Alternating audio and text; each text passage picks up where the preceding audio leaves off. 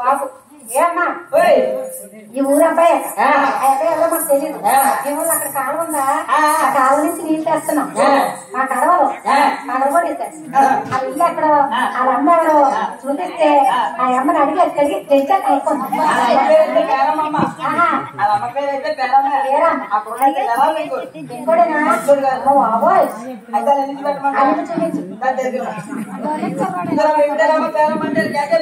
అమ్మా వేరమ్మదేవి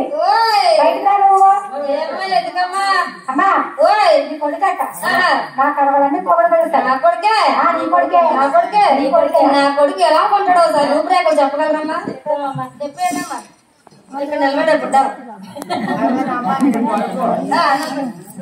పేరమ్మ నీ కొడుకే